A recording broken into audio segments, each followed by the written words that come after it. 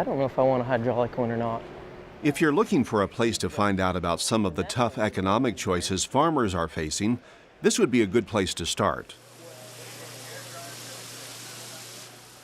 The Nebraska Power Farming Show in Lincoln is kind of like the Super Bowl of farm equipment, with almost 900 vendors and thousands of producers from all over the Midwest. Now, I think that would make Haying a lot more fun.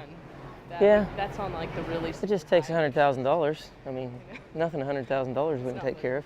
With commodity prices about half of what they were just a few years ago, many producers like Kyle and Marcy Geib, who farm corn and soybeans in northwest Missouri, are taking a hard look at their bottom line this winter. And that includes new equipment purchases. There's always a wish list. There's always, oh, I'd love to have that, or I'd love to have that. But then you look at it and say, what's the need? Okay, do we need that, or do we need this? Equipment dealers are feeling the pressure too. They say producers aren't spending like they did when commodity prices were high and profits were rolling in. Guys that could farm it, they're like, well, we can make more money farming it. Of course you could when corn was $6 and $7. More farmers are leasing big equipment instead of buying. There's a lot of... And if you didn't know it already, this stuff isn't cheap. You're looking at $450,000 to $500,000. In 40 to 43 grand, yeah. The $20,000 investment. Both farm net income and farm profits are expected to fall again this year. Bad news for some producers who aren't sure what expenses to cut and what they still need to purchase. Despite the slowdown, some farmers are still investing in essential equipment, an encouraging sign for dealers. It is definitely a challenge, and so what we have to do is basically work on efficiency and look at the efficiencies of the machines. We know that agriculture is cyclical, but these products will increase productivity, increase efficiency.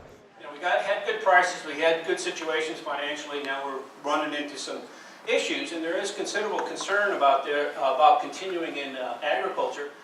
At a recent Cornhusker Economics Outlook Roadshow in Nebraska, farmers and ranchers got a dose of economic reality. They're facing more debt, tighter margins, and an uncertain future. Record corn and soybean crops have driven down commodity prices. But this may not be the time to stop spending on new equipment and technology. Ag moves forward and we make innovations every day, and so they need to really analyze what that new technology is worth to them. What's it going to bring to the table in terms of their bottom line, and can they afford to put off that adoption decision for 2 or 3 years, or should they just go ahead and find a way to make it work? That we're coming off of that unprecedented high. It's a good time for producers to write down their working cash flow and refer to it frequently. It's also the time to cut out things that aren't essential to their operation and have a clear plan moving forward. When you have a cash flow that's telling you you're going to lose $100,000 this year, each day you're going to make a different decision and a different choice, and it might be those $50 things or those $100 things that you go, I might not need that. So looking at that and planning really makes a difference in the decisions that those producers make. Not very many love to look at the data and look at the financial aspect of their business, but it's really important that we spend the time to do that. For Midwest producers who have been at this for decades, the economic roller coaster is nothing new and is something they expect. Even for newer producers, slower times are part of the business. It's not the end of the world. As a young producer, you have to start somewhere. I think it's going to get harder before it gets easier again.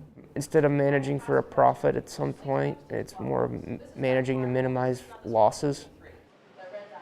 Back at the Power Farming Show, if you didn't know any better, you'd think things were just fine. Still, crowds of producers looking at shiny new equipment and high-tech farming and ranching systems. They're hoping to weather the downturn and be ready when things are good again. I enjoy farming. I think most of the people you talk to that farm, they love what they do. I love being out in the dirt. I love seeing the cows walking around, the baby calves on the ground.